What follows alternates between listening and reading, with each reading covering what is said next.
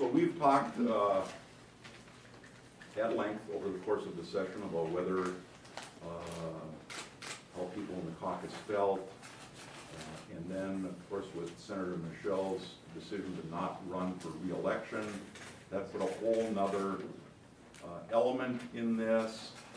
And then there's the Brodkorb lawsuit, and all the events kind of seem to keep changing. So we had a much changing conversation over the last couple months about whether this was necessary or not.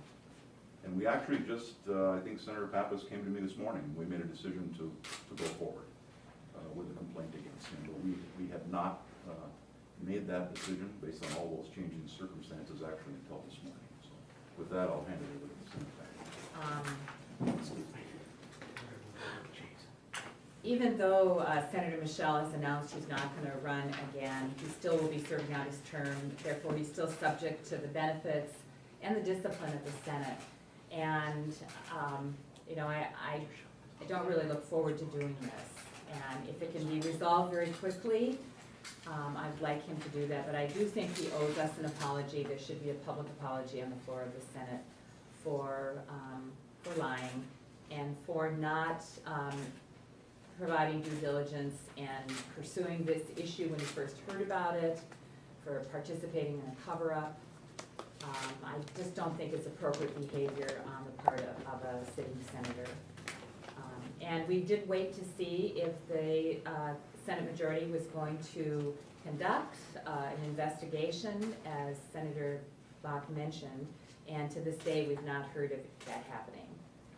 So we feel that does need to happen. We need to know when he knew what and what he knew and why he didn't, if he has a rationale, why he didn't take action immediately in September when he first heard about the situation, the inappropriate behavior. So that's it. We filed the complaint, and we hope that we'll have, you know, by a rule, we're supposed to have a hearing within 30 days. So we hope they expedite it and have a hearing soon.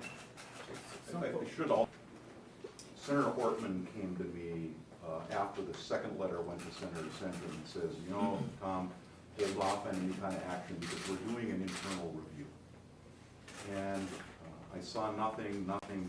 So last Wednesday, I actually went to Senator Sandra and told him that, you know, we weren't going to wait indefinitely for him to come up with some kind of internal findings, that eventually he should expect a complaint's going to come. That was on Wednesday last week. And seriously, I got almost, I guess I did get no response from him about the idea of an internal investigation. So I suspect nothing was ever done. You know, so unfortunately we just had to move forward with this. Well, Senator Koch has already paid a significant price.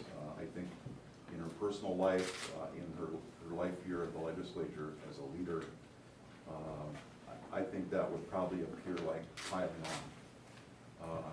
But Senator Michel clearly wasn't honest with when he had knowledge of it, and then when it did come out, actually lied about when he had knowledge of it. And I just think he owes us an apology for that. But I'm not interested in calling Senator Koch as a witness. In fact, I don't believe we plan to call any witnesses. We just want to have a conversation with Senator Michel and the Ethics Committee about what he knew, when he knew it, and why he lied. Well, it's never easy for us to file complaints against our colleagues, and it's actually politically risky.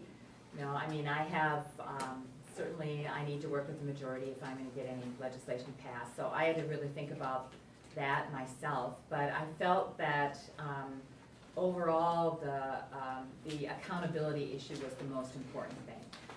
We have filed complaints before. The Republicans have filed complaints against some of our members. We filed complaints against some of their members when we thought the behavior, the situation was inappropriate or unethical. And I think that the Senate has traditionally prided itself on having very high standards, high ethical standards. And we think we should continue that in the future. Thank you.